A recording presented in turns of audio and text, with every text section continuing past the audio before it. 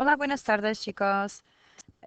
Hoy les voy a hablar, espero que solamente por 2 videos, sobre los tiempos perfectos, the perfect tenses.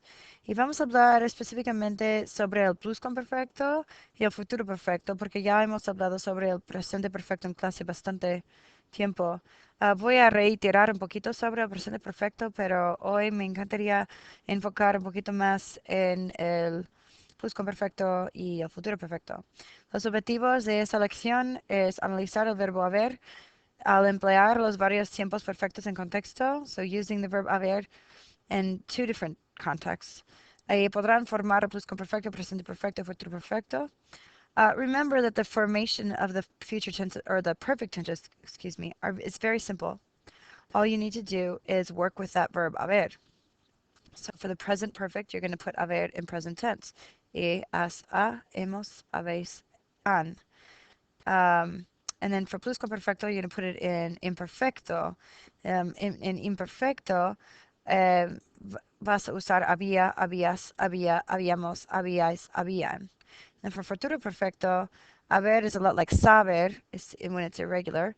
So it would be abre, abras, abra, abremos, abréis, abran. So we'll go over that again a little bit later. So, tiempos perfectos se usan para expresar una acción que empezó anteriormente y terminó antes de que otra acción empezara. An action that already was completed before another one begins. You can also, and this is more common in present perfect. I say that again. The second example is more common in present, but I am going to say it because it's actually quite common in present and can be used in both past and future as well. También se puede usar para expresar algo ya completado antes del momento actual o una acción, oh, I already said that, that's a repeat. O una acción empezada anteriormente pero todavía sigue, an action that was started previously and is still continuing now. So here's some examples. Número 1. Siempre he querido viajar a España. I have always wanted to go to Spain, to travel Spain. That is an example of, yes, the desire to go started at some point in the past and it is still there. There's nothing stopping that. So there's an example of this second explanation.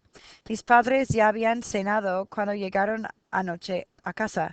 So my parents had already eaten when they got home last night. So here you've got 2 actions. You've got they already have eaten and they arrived home. So there's 2. And yes, this one was the eating had already started and stopped before the getting home. So that's a classic example. He comido mucho ya y todavía sigo teniendo hambre. I have eaten a lot and I still am hungry. So again, another example of started in the past and still continues. Anoche cuando te vi en el parque ya había hecho toda mi tarea. Last night when I saw you at the park, I had already done all of my homework. So again, there's an example of I saw you last night in the park, and when I saw you, the action of doing my homework was already completed. And please pay attention to this fourth one here. I changed around the orders of the verbs. So in this one, the cuando and then preterite is in the first clause, and your pluscuamperfecto is in the second. So let's move on specifically to pluscuam. So in pluscuamperfecto, you're organizing 2 actions in the past. Organiza 2 acciones en el pasado. So primera acción es expresada por el pluscuamperfecto. It's going to be where you put ya. It's going to be I had already eaten. I had already finished my homework. I had already taken a nap. I had already cleaned my room. Segunda acción es expresada por el pretérito. I had already cleaned my room when my mom came in to check. I had already turned in the assignment when my teacher called for us all to turn it in. So again, that first action is your pluscuamperfecto, I had already, and your second action is pretérito. Dos palabras claves que ayudan con esto. Obviously, la palabra ya, already. Ya había means I had already. So that ya just goes right in there. Cuando. Cuando is going to be the word that will be that will lead into your preterite. So cuando is your second one. Ejemplos. Mis hermanos ya habían visto la película cuando mi novio y yo llegamos al cine. So this first one, you have to imagine that you and your boyfriend were going to the movies. I guess this is from a female's perspective. They're going to the movies, and when you're there, you see your brothers. Your brothers are walking out as you're walking in. They had already seen the movie when you guys got there. So again, the action of your brothers seeing the movies occurred before you actually arriving at the movie theater. Cuando la maestra nos devolvió los papeles, los estudiantes ya habían completado la asignación. Asignación is another word for assignment. So again, this is in a different order. The cuando pretérito is coming first.